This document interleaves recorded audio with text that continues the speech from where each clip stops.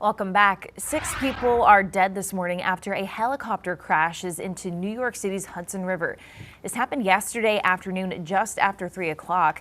It's still unclear what exactly happened, but video of the incident shows the body of the helicopter plummeting into the water after losing its back rotors. Officials say that the victims included a family of 5 and the pilot. And this is just the latest in a string of aviation incidents all across the country this year. Joining us this morning to talk about what could have happened and what happens next, Chief Transportation Correspondent and pilot Maggie Beeler.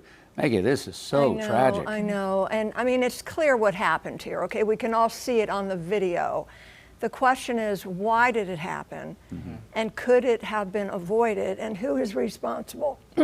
So who is responsible? The owner and operator of the aircraft and the pilot in command. So investigators are going to be looking into, number one, as you can guess, the maintenance records of the aircraft. Now, according to Flight Radar, this particular helicopter had already done 10 flights yesterday. Or actually, this was the 10th flight that the accident occurred on. So my question is, was a thorough pre-flight done for the first flight of the day? And then as more and more flights continued, was it the same pilot or did another pilot walk around and check the aircraft? Was there something that happened, obviously a catastrophic failure? Was it something that could be seen on a walk around, or was this something that would have been hidden and maybe only a mechanic could have detected? But it flew 9 times before this accident.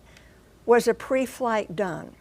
So investigators are going to look into the maintenance logbooks. Now, the owner is Meridian Helicopters out of Louisiana. They provide and lease aircraft. They leased it to New York Helicopters, the scenic charter company.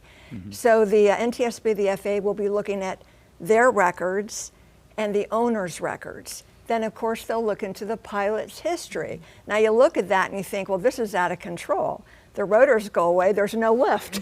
You know, the airplane is out of control. So the pilot may have had nothing to do with this. It may have been destiny and fate that there was a horrible, catastrophic failure.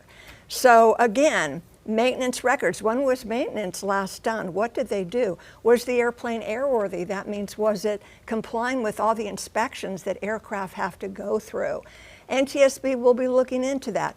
Also, the autopsy of the pilot, the weather conditions that day, environmental conditions, human factors. Was the pilot tired? Did the pilot fly all 10 of these flights? Even though these flights are short, 15-minute scenic flights.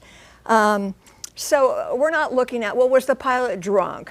Was the pilot distracted? Was the pilot not experienced? But they will look into all that. But obviously, as we can see, there was a catastrophic failure with the helicopter. Well, and as you mentioned, you know, was it just so it's human, not human error, but things just happen sometimes, and there may or may not be an explanation. But if you're a tourist and you want to go on one of these flights, what do you look for when you're looking for a charter company? Because you know, you Google it and there's dozens to choose from. This is a tough question because we're on vacation. We want to take the tour. We want to go parasailing. We want to go skydiving. You want to take a scenic tour. You're in the moment. Let's go see New York.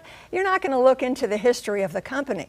Now, New York Helicopters apparently did have a mishap a couple years earlier. Everyone survived, but if you can, Google, check the FAA website regarding the company. But who was in charge of maintenance? Right. This company is ultimately responsible. So the FAA, NTSB might get a report in 5 to 10 days, the first report. The final report, a year or more. That's the tough part now, is that we have to sit and wait. But as you always say, we can't speculate too much. The NTSB will learn exactly what happened when they finally get the helicopters are not supposed to fall out of the sky and break apart. So someone's responsible. Yeah. Okay.